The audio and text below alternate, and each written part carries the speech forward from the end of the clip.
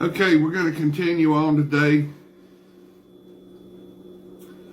I want to read to you about the Millo, or Milo, M-I-L-L-O, mentioned as part of Solomon's buildings that he worked on after he got through. There were 7.5 years to build God's temple, and then the first 20 years he spent the rest of the time building his house for 700 wives and 300 concubines. But the Millo, or the Milo, was one of the building projects after the first 20 years. Now I'm going to read to you from the internet. I want to show you what it looked like, the picture on the internet. It's a stepstone structure. Now, Milo means fill, F-I-L-L. So it was used from the fill of building something, leveling a hill. And the Jebusites started it before King David took Jerusalem. Now, the Millo, or Milo, was a structure in Jerusalem referred in the Hebrew Bible, first mentioned as being part of the city of David in 2 Samuel 5-9. However, it is previously seen to have been part of a rampart built by the Jebusites prior to Jerusalem being conquered by the Israelites. The text also described the Milo built by Solomon and repaired by Hezekiah, without giving an explanation of what exactly the Milo was. There is therefore some debate among scholars as to the Milo's specific nature. The most common assumption among the archaeologists and historians of ancient Israel is that the Milo is a stepstone structure uncovered by Kathleen Kenton and demonstrated by Eilat Mazar to be connected to a large stone structure which she discovered in 2005. In the books of Samuel, Milo is mentioned as the boundary of David's construction while building up the city of David after the capture of Jerusalem from the Jebusites. The New King James Version identifies Milo as literally the land fill, while the New International Version translates it to supporting terraces. Ezekiel's repair of the Millo, or Milo, is mentioned within a list of repairs to military fortifications, and several scholars generally believe it was something connected to military activity such as a tower, a citadel, or simply a significant part of the wall. However, taking into account that the potentially Mulu from the Assyrian refers to earthworks, it is considered more likely that it was an embankment which flattened the slope between Ophel and the Temple Mount.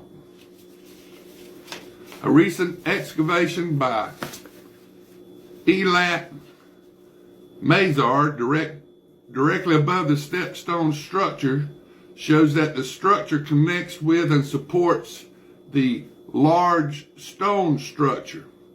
Mazar presents evidence that the large stone structure was an Israelite royal palace in continuous use from the 10th century until 586 BC, when Nebuchadnezzar came and destroyed Jerusalem.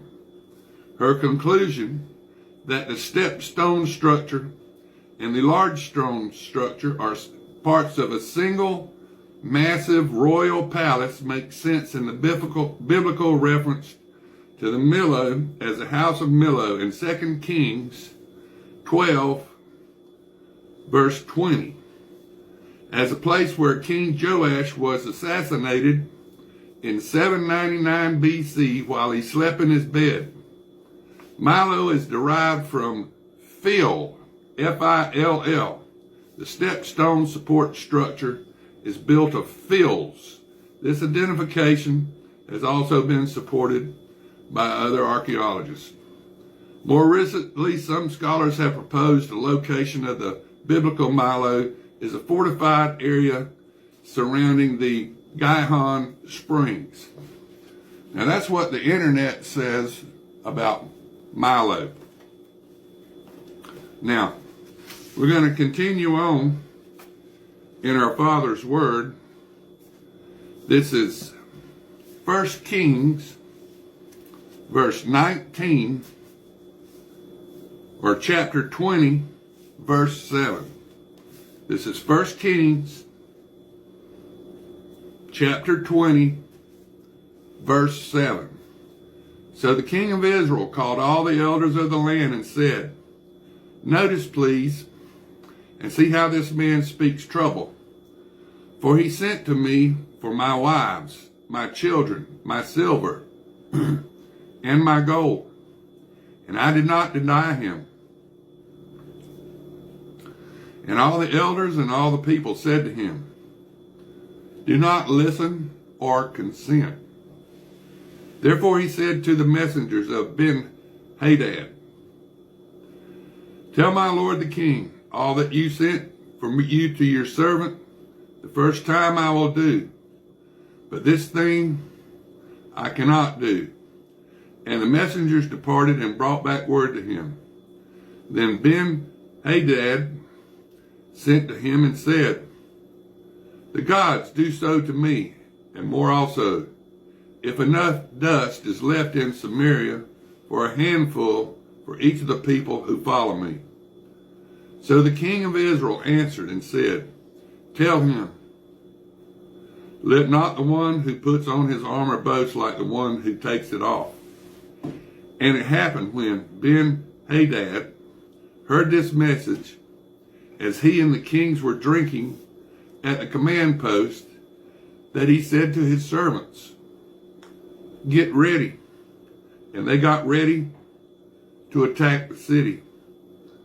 Suddenly a prophet approached Ahab, king of Israel, saying, "Thus says the Lord, have you seen all the great multitude? Behold, I will deliver it into your hand today, and you shall know that I am the Lord." So Ahab said, "By whom?" And he said, "Thus says the Lord, by the young leaders of the provinces." Then he said, "Who will set the battle in order?" And he answered, "You." Then he mustered the young leaders of the provinces, and there were 232. And after them he mustered all the people, and all the children of Israel, 7,000. So they went out at noon. Meanwhile, Ben-Hadad and the 32 kings of helping him were getting drunk at the command post. And the young leaders of the provinces went out first. And Ben-Hadad sent out a patrol. And they told him, saying, "Men are coming out of Samaria." So he said, "If they have come out for peace, take them alive. And if they have come out for war, take them alive." Then these young leaders of the provinces went out of the city with the army which followed them, and each one killed his men. So the Syrians fled, and Israel pursued them. And Ben-Hadad, the king of Syria, escaped on a horse with the cavalry. Then the king of Israel went out and attacked the horses and the chariots, and killed the Syrians with a great slaughter. And the prophet came to the king of Israel and said to him, "Go strengthen yourself. Take note and see what you should do. For in the spring of the year, the king of Syria will come up against you." Then the servants of the king of Syria said to him, "Their gods are gods of the hills. Therefore they were stronger than we. But if we fight against them in the plain, surely we will be stronger than they. So do this thing. dismissed the king